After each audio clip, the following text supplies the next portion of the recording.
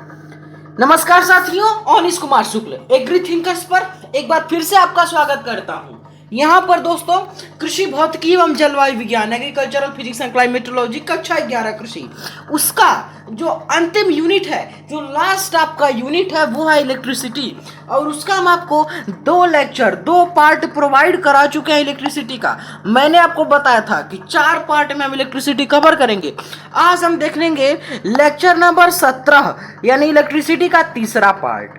ठीक है, इसके बाद से एक लेक्चर आपका आएगा इलेक्ट्रिसिटी का, फिर आपका कक्षा 11 कृषि का 100% कृषि भौतिकी एवं जलवायु विज्ञान पूरा खत्म।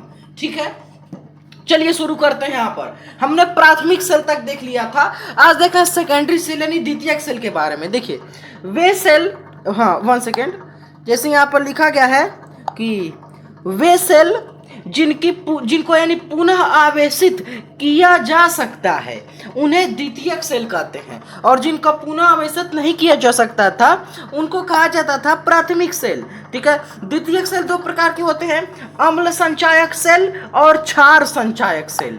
ठीक है, सेल का विद्युत वाहक बल यानी इलेक्ट्रोमोटिव फोर्स ऑफ सेल ये क्या होता है, देखिए यहां पर देखिए, एकांक आवेश को परिपथ में प्रवाहित करने पर सेल द्वारा किया गया कार्य सेल का विद्युत वाहक बल कहलाता है। फिर से सुनिए क्या होता है विद्युत वाहक बल। एकांक आवेश को परिपथ में प्रवाहित करने में सेल द्वारा किया गया कार्य सेल का विद्युत वाहक बल कहलाता है। सेल का विद्युत वाहक बल जो है उसको इस साइन से ई से डिनोट करते हैं। यहाँ पर ई बराबर W अपन देखेंगे तो Q होता है। ठीक है, विद्युत वाहक बल कोई बल नहीं है परंतु यह कार्य प्रति एकांक आवेश है। विद्युत वाहक बल एक अदिश राशि है। अदिश राशि का क्या मतलब है, सिर्फ इसमें यानी परिमाण होता है, दिशा नहीं होती। परिमाण दिशा दोनों होता तब वो होता सदिश राशि। ठीक है, आगे देखिए, विद्युत वाहक बल का एसआई मात्रक जूल पर कूलम या वोल्ट होता है। विद्युत वाहक बल की बीमा अगर आप पूछेंगे तो वो होती है ml² T इनवर्स A -1। ठीक है, सेल नियत विद्युत वाहक बल का स्रोत होता है, नियत धारा का नहीं। ठीक है, सेल के बाहर धारा जो है, मतलब सेल के बाहर धारा धनात्मक इलेक्ट्रोड से ऋणात्मक इलेक्ट्रोड की ओर बहती है। वह सेल के अंदर जो धारा है वो यहाँ पर ऋणात्मक इलेक्ट्रोड से धनात्मक इलेक्ट्रोड की बहती है की ओर, तो ये बात ध्यान में रखेंगे। ठीक है, फिर देखिए, जब सेल के विद्युत अपघट्ट से होकर धारा गुजरती है तो विद्युत अपघट्ट धारा के मार्ग में रुकावट उत्पन्न करता है। ठीक है, उसी को जो है यहाँ पर सेल का मतलब सेल का निरूपण बोला जाता है। ठीक है, यहाँ पर देखिए सेल को आप निरूपित कैसे बोलेंगे, यहाँ पर थोड़ा कट गया है, क्या कहते हैं, तो सेल को इस प्रकार से आप देखिए, सेल को अगर आपको डिनोट करना होगा तो ऐसे बनाएंगे, यहाँ पर प्लस बनाएंगे, एक ऐसा करेंगे, फिर ऐसा कुछ साइन बनाएंगे, फिर ऐसे धारा प्रवाहित होने का, और इस प्रकार का आपका साइन जो है यहाँ पर यहाँ ई लिख देंगे, और तो ये आपकी जो सेल का यहाँ पर यानी इसी से डिनोट किया जाता है। यहाँ पर देख सकते हैं आप। ठीक है, सेल का आंतरिक प्रतिरोध निर्भर करता है प्लेटों के डूबे भाग के एरिया पर, प्लेटों के बीच की दूरी पर, वैद्युत अपघट्ट की सांद्रता पर और ताप पर। सेल का आंतरिक प्रतिरोध प्लेटों के डूबे भाग के क्षेत्रफल के विद्युत क्रमानुपाती होता है, अर्थात R∝1/A। ठीक है, यहाँ पर सेल का आंतरिक प्रतिरोध प्लेटों के बीच की दूरी के समानुपाती होता है, अर्थात R∝T। सेल का आंतरिक प्रतिरोध वैद्युत अपघट्ट की सांद्रता के समानुपाती होता है, अर्थात यहाँ पर देखिए RH मतलब प्रोपोर्शनल C। ताप बढ़ाने पर सेल का आंतरिक प्रतिरोध घट जाता है। वह सेल जिसका आंतरिक प्रतिरोध 0 होता है उसे आदर्श सेल कहा जाता है। ठीक है, ये बातों की ध्यान रखने। सेल की धारा का सूत्र भी लिखा गया है तो इसको आप भी ध्यान में रखेंगे। ठीक है, देखिए यहाँ पर फिर आगे दोस्तों यहाँ पर देखिए, बाह्य प्रतिरोध के सिरों के विभवांतर को टर्मिनल विभवांतर कहते हैं, ये बात ध्यान में रखेंगे।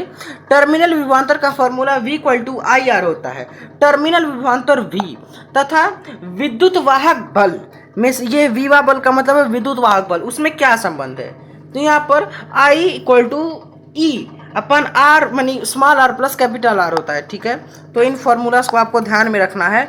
जब सेल निरावेशित यानी डिस्चार्ज हो रहा हो तो टर्मिनल विभवांतर का मान विद्युत वाहक बल से कम हो जाता है। जब सेल आवेशित हो रहा हो तो टर्मिनल विभवांतर का मान विद्युत वाहक बल से अधिक होता है। जब सेल खुले परिपथ में होता है तो टर्मिनल विभवांतर टर्मिनल विद्युत वाहक बल के बराबर होता है, उसका जो टर्मिनल विभवांतर है, ठीक है।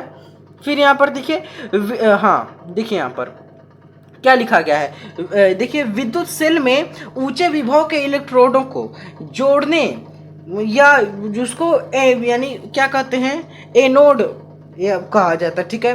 विद्युत सेल में निम्न विभव के इलेक्ट्रोड को ऋणोद या कैथोड कहते हैं, ठीक है। तो विद्युत सेल में ऊंचे विभव का इलेक्ट्रोड धनोद या एनोड कहलाते हैं और निम्न विभव के इलेक्ट्रोड जो है वो ऋणोद या यहाँ पर कैथोड कहलाते हैं। साधारण सेल का जो एनोड है वो तांबे का, वह कैथोड जस्ते का बना होता है, ठीक है। साधारण सेल में दो प्रकार के दोष होते हैं, एक होता है लोकल एक्शन यानी स्थानीय क्रिया और दूसरा आपका होता है ध्रुवण यानी पोलराइजेशन, ठीक है। तो स्थानीय क्रिया का पहले दोष देखते हैं। तो शुद्ध जस्ता गंधक के अम्ल से क्रिया नहीं करता। जब सेल का उपयोग न किया जा रहा हो, जस्ते की प्लेट में अशुद्धियों के रूप में आर्सेनिक, सीसा, लोहा इत्यादि मिला होता है और ये अशुद्धियां गंधक के अम्ल में घुल जाती हैं और जस्ते की प्लेट के पास छोटे छोटे सेल बना लेती हैं, जिसके कारण जब सेल का उपयोग नहीं किया जा रहा हो तब भी सेल के अंदर धारा बहती रहती है। यह दोष स्थानीय क्रिया का दोष कहलाता है, ठीक है। फिर यहाँ पर स्थानीय क्रिया के दोष को दूर करने के लिए जस्ते की प्लेट पर पारे का लेपन कर दिया जाता है, ठीक है। फिर यहाँ पर ध्रुवण का दोष देखेंगे। देखिए यहाँ पर, तो जब सेल का उपयोग किया जाता है तो अभिक्रिया के दौरान उत्पन्न हाइड्रोजन के बुलबुले तांबे की प्लेट को पूर्ण आवेश देकर प्लेट से चिपक जाते हैं तथा बाद में आने वाले हाइड्रोजन के बुलबुले तांबे की प्लेट को अपने पूरे जो है यहाँ पर मतलब कर देते हैं स्थापित, ठीक है। फिर यहाँ पर व्हीटस्टोन का सेतु पूछा जाता है तो वो हम देखेंगे। तो व्हीटस्टोन के सेतु में देखिए क्या है, चार प्रतिरोधों किसी चतुर्भुज की चार भुजाओं द्वारा दिखाई दे रहे चित्र के अनुसार व्यवस्थित होना व्हीटस्टोन सेतु कहलाता है। क्या होता है व्हीटस्टोन ब्रिज? तो चार प्रतिरोध किसी चतुर्भुज की चार भुजाओं द्वारा दिखाई दे रहे चित्र को उसके अनुसार व्यवस्थित होना व्हीटस्टोन सेतु कहलाता है। जब धारामापी की सुई में कोई विक्षेप नहीं हो तो यह अवस्था सेतु की संतुलन अवस्था कहलाती है, ठीक है। यहाँ पर देख सकते हैं कैसे इसको डिनोट करते हैं। सेतु की शर्त क्या है? देखिए, संतुलन की शर्त यह है कि P/Q = R/S होना चाहिए। व्हीटस्टोन सेतु के सिद्धांत पर आधारित कुछ युक्तियां हैं। पहला मीटर सेतु, दूसरा पोस्ट ऑफिस बॉक्स, ठीक है। तो मीटर सेतु देखेंगे। मीटर सेतु वह युक्ति है जिसकी सहायता से किसी दिए गए तार का प्रतिरोध ज्ञात किया जा सकता है। क्या करते हैं मीटर सेतु से? कोई दिया हुआ तार का उसका प्रतिरोध ज्ञात करते हैं। मीटर सेतु कार्य करता है व्हीटस्टोन सेतु की संतुलित अवस्था पर, ठीक है। यहाँ पर मीटर सेतु में प्रयुक्त पत्तियां तांबे की होती हैं। मीटर सेतु का तार मिश्र धातु यानी मिश्र धातु में मैग्नीन और कांस्टेटन होता है उसका बना होता है। मैग्नीन यहाँ पर manganese plus nickel plus copper plus iron से मिलकर बना होता है, ठीक है। ये बात आपको ध्यान रखना है। MnNiCuFe मैग्नीन अथवा कांस्टेटन के तार का प्रतिरोध ताप के साथ नहीं बदलता।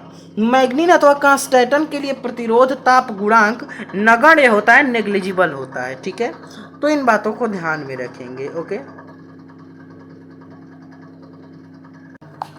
फिर आगे देखिए, यहाँ पर आप लोग प्रमाणित प्रतिरोध बॉक्स का प्रतिरोध बनते हैं तो मैग्नीन से, ठीक है। मैग्नीन और कांस्टेटन की वैद्युत प्रतिरोधकता उच्च होती है, ठीक है। यदि शून्य विक्षेप की लंबाई L है तो अज्ञात प्रतिरोध क्या होगा? तो S = R 100 - L/L, ठीक है। चलिए यहाँ पर फिर देखिए, जहाँ R ज्ञात किया गया प्रतिरोध है। आगे देखते हैं अब क्या दिया हुआ है।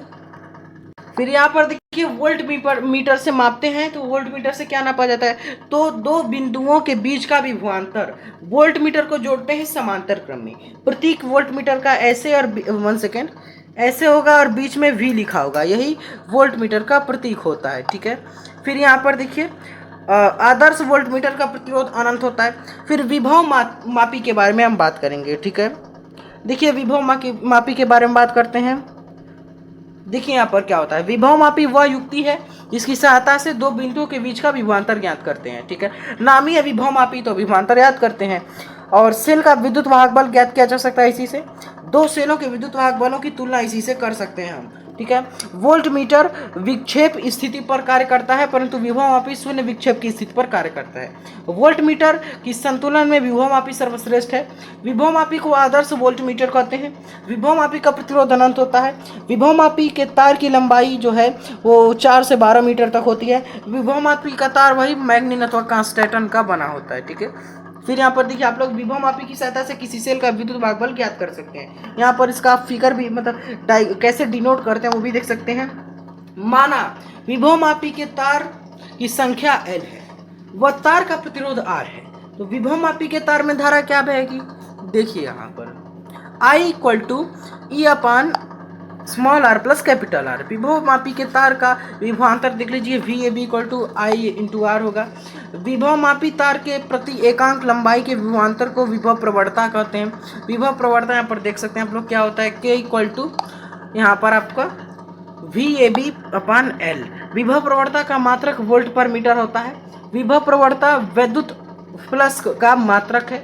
यदि विभव मापी के तार की विभव प्रवणता R हो, वह शून्य विक्षेप की लंबाई हो, लंबाई L हो, I हो, तो दिए गए सेल का विद्युत वाहक बल देखिए यहाँ पर E = KL होगा, ओके। फिर यहाँ पर देखिए क्या दिया गया है, अब इतना जूम आउट मैंने कर लिया है। विभव मापी की सहायता से यहाँ पर देखिए किसी सेल का आंतरिक प्रतिरोध आप ज्ञात कर सकते हैं। विभव मापी की सहायता से सेल का आंतरिक प्रतिरोध ज्ञात करने का फॉर्मूला यहाँ पर आप लोग देख लीजिए, r = R L1/L2 - 1। विभव मापी की सहायता से दो सेलों के विद्युत वाहक बल की तुलना करना, तो विभव मापी की सहायता से दो सेलों के विद्युत वाहक बलों का अनुपात यहाँ पर देख सकते हैं क्या होता है, ठीक है। E1/E2 = L1/L2, ठीक है। फिर यहाँ पर देखिए विभव मापी के तार की लंबाई बढ़ाने पर विभव मापी की जो सुग्राहिता है वो बढ़ जाती है। विभव मापी की सुग्राहिता विभव प्रवणता के व्युत्क्रमानुपाती होती है, इनवर्सली प्रोपोर्शनल होती है। उसके बाद यहाँ पर विद्युत धारा का उष्मीय प्रभाव यानी हीटिंग इफेक्ट देखेंगे, heating effect of electric current या इलेक्ट्रिकल करंट। तो किसी तार में चार प्रवाहित, ठीक है, किसी तार में धारा प्रवाहित होने से तार का गर्म हो जाना विद्युत धारा का उष्मीय प्रभाव कहलाता है। यानी कोई भी तार है, चूंकि अभी लाइट का इलेक्ट्रिसिटी का जो तार आप छुएंगे तो ज़्यादा मतलब कभी कभी गर्म होने लगता हो जाता है, तो वही हीटिंग इफेक्ट है, ठीक है। खोज इसकी जूल के नियम ने किया था, ठीक है। जूल के नियम द्वारा विद्युत धारा के उष्मीय प्रभाव का कारण इलेक्ट्रॉनों का परमाणुओं से संघट्ट है, ठीक है। आवेश प्रवाहित करने में किसी सेल द्वारा किया गया कार्य वैद्युत कार्य कहलाता है। वैद्युत कार्य यहाँ पर W = QV जूल होता है। ऐसी को W = VI + जूल कर सकते हैं। ऐसी को W = J² RT = V²/R बस जूल कह सकते हैं। कार्य ही ऊर्जा, ध्यान रखेंगे क्योंकि कार्य करने की जो है कार्य ही ऊर्जा है, यानी कार्य करने की दर, कार्य करने की क्षमता ऊर्जा कहलाती है, तो कार्य ही ऊर्जा है। वैद्युत ऊर्जा का सूत्र यहाँ पर आप लोग वो भी देख सकते हैं, W = QV या θV = VIT = I² RT = V²/RT। उष्मा एक प्रकार की ऊर्जा है। उत्पन्न उष्मा का सूत्र तो वो भी फॉर्मूला यहाँ पर देख सकते हैं, H = V²/RT = VIT = J²RT+। इसमें इसे जूल का नियम भी कहते हैं। वैद्युत शक्ति का सामर्थ्य, वैद्युत शक्ति या सामर्थ्य जो पावर होती है, ठीक है, इलेक्ट्रिक पावर, कार्य करने की दर को शक्ति कहते हैं, हम आपको ऑलरेडी बता चुके हैं, ठीक है, कार्य सामर्थ्य और ऊर्जा वाले चैप्टर में। P = W/T होता है, मात्रक जूल पर सेकेंड या वाट होता है शक्ति का, ये आपको पता भी है, ठीक है। कार्य ऊर्जा, ऊर्जा शक्ति, ये अदिश राशियां हैं। कार्य ऊर्जा, उष्मा शक्ति, ये चारों अदिश राशियां, क्योंकि इसमें सिर्फ परिमाण होता है, दिशा नहीं होती। कार्य ऊर्जा उष्मा का विमा जो है तीनों का एक ही होता है, ml² T², ठीक है। कार्य ऊर्जा का SI मात्रक जूल होता है, CGS मात्रक यानी सेंटीमीटर ग्राम और सेकेंड मात्रक अर्ग होता है। 1 जूल बराबर 10 पर एकड़। ऊर्जा के अन्य मात्रकों में कैलोरी, इलेक्ट्रॉन वोल्ट और किलोवाट घंटा आते हैं। 1 कैलोरी बराबर 4.18 जूल या 4.2 जूल भी कहीं कहीं मिलता है। 1 कैलोरी बराबर 4.18 गुणे 10 पर 3 joule. 1 electron volt equal to 1.6 into 10⁻⁻19 joule. Kilowatt घंटा व ऊर्जा का व्यापारिक मात्रक है, ठीक है। किलोवाट घंटा जो है वो यहाँ पर वै का मतलब है वैद्युत ऊर्जा, वैद्युत ऊर्जा का व्यापारिक मात्रक है, जिसे बोर्ड ऑफ ट्रेड यूनिट यानी BOTU या यूनिट कहते हैं, ठीक है। जो किलोवाट घंटा भी आपको पता होगा, जो इलेक्ट्रिक के जो मीटर लगे हुए हैं, इलेक्ट्रिसिटी के आपके घर में मीटर जो लगे हुए हैं, तो उसमें जो है यूनिट में उसको नापते हैं, उसी को बोर्ड ऑफ ट्रेड यूनिट बोलते हैं, यूनिट BOTU बोलते हैं। 1 यूनिट बराबर 1 किलोवाट घंटा बराबर 3.6 गुणे 10 पर 6 joule equal to 3.6 mega joule होता है। यूनिटों की संख्या बराबर वाट घंटा बटे 1000। अगर आपको यूनिटों की संख्या निकालनी है कि आपके घर में कितनी यूनिट की बिजली खर्च हो रही है, तो वाट और घंटा का आपस में गुणा कर देंगे और जो आंसर आएगा उसको आप 1000 से भाग दे देंगे तो आपका निकल आएगा। 1 किलोवाट बराबर 10 पर 3 वाट होता है। 1 मेगावाट बराबर 10 पर 6 वाट। 1 गीगावाट बराबर 10 पर 9 वाट। शक्ति के बड़े मात्रक हैं तीनों, किलोवाट, गीगावाट, मेगावाट। अश्वशक्ति भी शक्ति का मात्रक है, ठीक है। एक अश्वशक्ति आपको पता होगा 746 वाट या 0.746 किलोवाट के बराबर होता है। 1 किलोवाट 1.34 हर्स पावर के बराबर होता है। तो ये चीज़ें हम आपको ऑलरेडी बता चुके हैं कार्य सामर्थ्य और ऊर्जा वाले चैप्टर में, ठीक है। तो यहाँ पर आपका लेक्चर कंप्लीट होता है 12 मिनट में। अब इस नोट्स की PDF के लिए ज्वाइन करेंगे टेलीग्राम चैनल, लिंक है डिस्क्रिप्शन में, वहाँ से टेलीग्राम चैनल ज्वाइन कीजिए, नोट्स डाउनलोड कीजिए और अपने नोट्स बनाइए। व्हाट्सएप ग्रुप का लिंक है डिस्क्रिप्शन में, उससे जुड़िए और अपने क्वेश्चन आप पूछ सकते हैं। इन इंस्ट्रक्शन को फॉलो करें, वीडियो को ज़्यादा से ज़्यादा शेयर करें। Thanks for watching, take care.